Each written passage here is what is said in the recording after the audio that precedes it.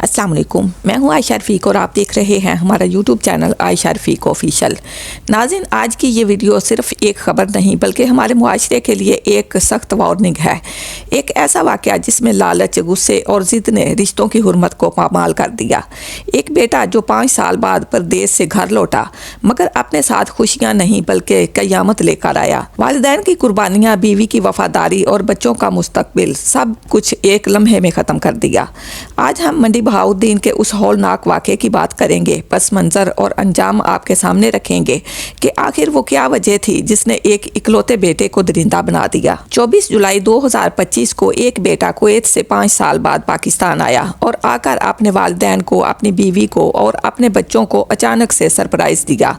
इसने इस आमद के बारे में पहले ना अपनी बीवी को बताया, ना बच्चों को और ना ही वालिदैन को बताया और अचानक से आ गया। 2-4 दिन ये अपने घर में अपनी फैमिली के साथ रहा। इस दौरान फैमिली वाले बहुत खुश थे, खूब खातर तवाज़ा की गई, खूब दावतें हुई रिश्तेदारों की तरफ से। 28 जुलाई की सुबह ये सोकर उठता है और उठते ही पिस्टल निकालता है और ज़ईफ बाप को गोली मार देता है और फिर बूढ़ी माँ को गोली मार देता है और फिर अपनी बीवी को गोली मार देता है। बच्चे भी उसी घर में मौजूद थे मगर उन्हें कुछ नहीं कहता। गोलियां मारने के बाद ये वहाँ से फरार हो जाता है। हमसायों ने जब गोलियों की आवाज़ सुनी और पुलिस स्टेशन जाकर इतला दी और पुलिस को इतला दी। मुतलका पुलिस स्टेशन की पुलिस मौके पर पहुंची और जाकर खौफनाक मंजर देखा। वालिद की लाश चारपाई पर पड़ी हुई थी, वालिदा की लाश जमीन पर पड़ी थी जबकि बीवी की लाश किचन में पाई गई। जब ये खबर आईजी पंजाब तक पहुंची तो उन्होंने इस वाक़े का फौरन नोटिस लिया। पुलिस मुतहरिक हुई और 24 घंटों के अंदर अंदर मुलजिम सफाक बेटा गिरफ्तार कर लिया गया। दौरान तफ्तीश इस बेटे ने जो कुछ बताया उसे सुनकर इंसान की रूह कांप जाती है। अब सवाल ये पैदा होता है कि क्या ये बेटा कुवैत से अपनी फैमिली को कत्ल करने के लिए आया था, कत्ल की मनसूबाबंदी करके आया था? क्या इसका मकसद ही कत्ल करना था? क्या सरप्राइज और वालिदैन से मिलना सब एक ड्रामा था? या पाकिस्तान आकर घर में कोई झगड़ा या तल्ख कलामी हुई जिसने हालात को इस हद तक बिगाड़ दिया? ये अफसोसनाक वाकया मंडी बहाउद्दीन तहसील फालिया में पेश आया है। इसके वालिद का नाम मोहम्मद हुसैन था जो 75 साल एक मजबूत फैसले रखने वाले बुजुर्ग थे।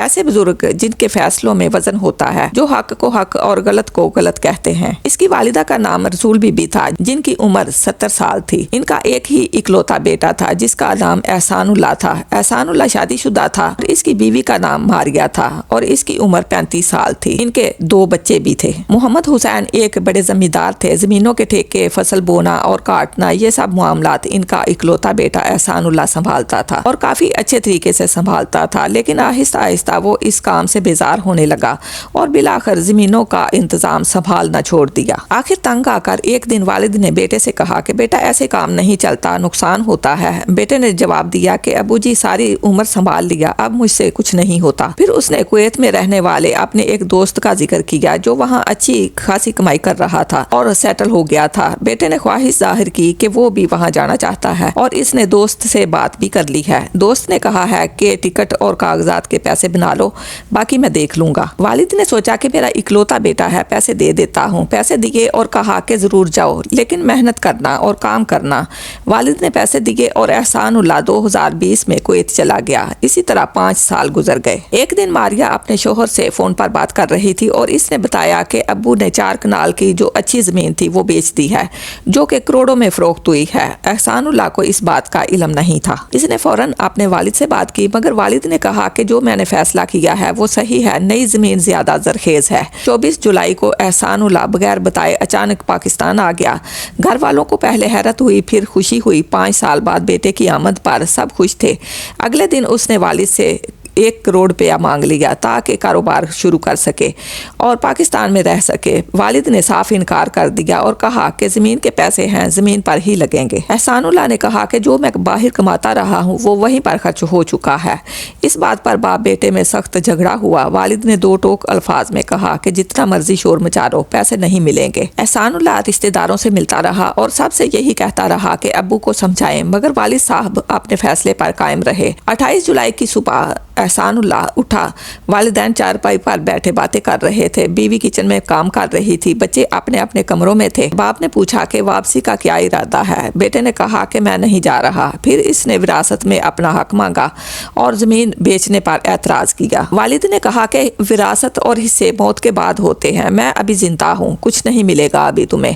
اسی وقت احسان اللہ شدید غصے میں آ گیا، کمرے میں گیا، پستول اٹھائی اور باہر آ کر پہلے والد کو، پھر والدہ کو اور پھر بیوی کو گولی مار دی۔ بیوی اور ماں نے بیچ بچاؤ کی کوشش کی تھی، بچے گھر میں موجود تھے مگر انہیں کچھ نہیں کہا گیا۔ ملزم فرار ہو گیا۔ ہمسایوں نے فائرنگ کی آواز سن کر پولیس کو اطلاع دی۔ پولیس موقع پر پہنچی، لاشیں اسپتال منتقل کی گئیں۔ پولیس نے ریاست کی مدیریت میں مقدمہ درج کیا اور 24 گھنٹوں میں ملزم کو گرفتار کر لیا گیا اور آلہ قتل بھی برآمد کر لیا گیا۔ ناظرین، یہ واقعہ ہمیں ایک کڑوا مگر سچا سبق دیتا ہے کہ لالچ، ضد اور غصہ انسان کو اندھا کر دیتے ہیں۔ جس دولت کے لیے اس نے اپنے ماں باپ اور بیوی کو قتل کیا، وہ دولت اسے کبھی نصیب نہیں ہوئی۔ آج وہ جیل کی سلاخوں کے پیچھے ہے اور اس کے بچے زندگی بھر اس جرم کی سزا بھگتیں گے۔ یاد رکھیے، والدین کی زندگی میں وراثت کا مطالبہ کرنا صرف قانونی نہیں بلکہ اخلاقی جرم بھی ہے۔ زندگی مکافات عمل ہے، جو بویا جاتا ہے وہی کاٹا جاتا ہے۔ اللہ ہم سب کو عقل، صبر اور رشتوں کی قدر کرنے کی توفیق عطا فرمائے، آمین۔ اس کے ساتھ ہی اپنی میزبان عائشہ رفیق کو اجازت دیجیے۔ اللہ حافظ۔